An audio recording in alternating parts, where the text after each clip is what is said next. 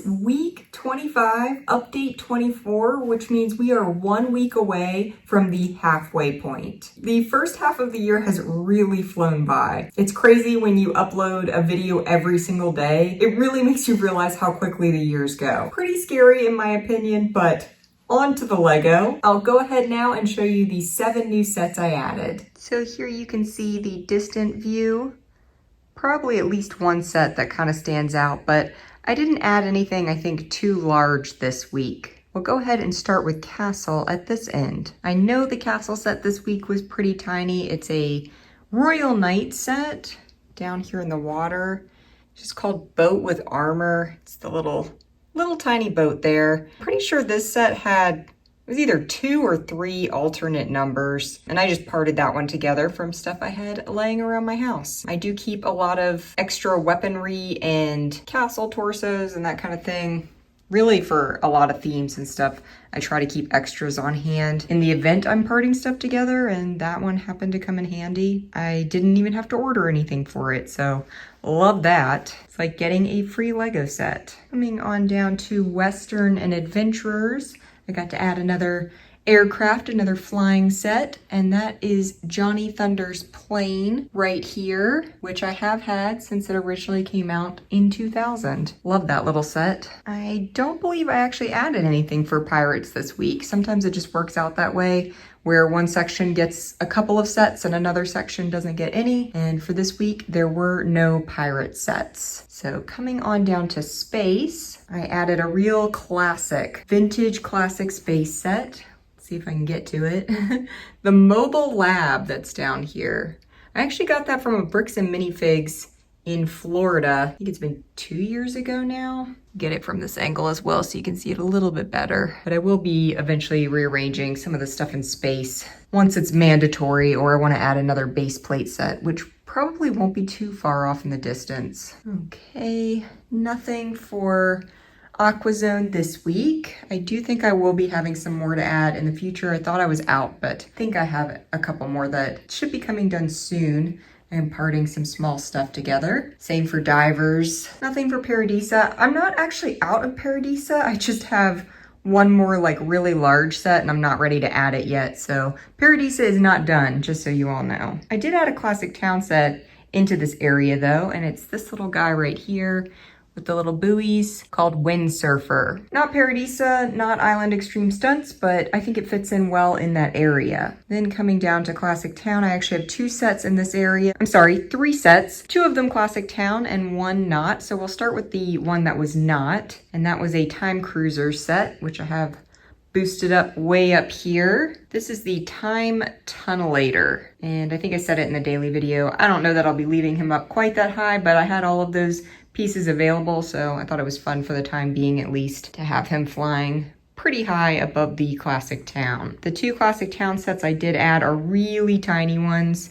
So the first one is this little guy right here with the bike and the mailbox, and that's Mail Carrier. I've had that set since it originally came out in 1998. Actually, both of my siblings and I, all 3 of us have it, and it's actually a little bit more of a rare set. It was really inexpensive at the time, so my parents got it for the 3 of us. The other one was this little guy right here, Landscape Loader. And actually Landscape Loader and Windsurfer, this guy back here, were both sets that I bought off of eBay as a kid. I talked about this in one of my members only videos, but I used to like to just look at stuff on eBay for hours on end and try and find the cheapest, tiniest sets I could, and both of those happened to be sets from that era. Probably paid about $1.25 for the Windsurfer and maybe like $2 to $3 for the Landscape Loader. And then back then in the early 2000s, shipping was like $2.67. It was something so minor. So I was able to buy quite a bit off of eBay when I was a kid. So just random little side story there. But those are the 7 sets I added this week. And I'll go ahead and show you all with the train on and the monorails and then the blacklight view at the end.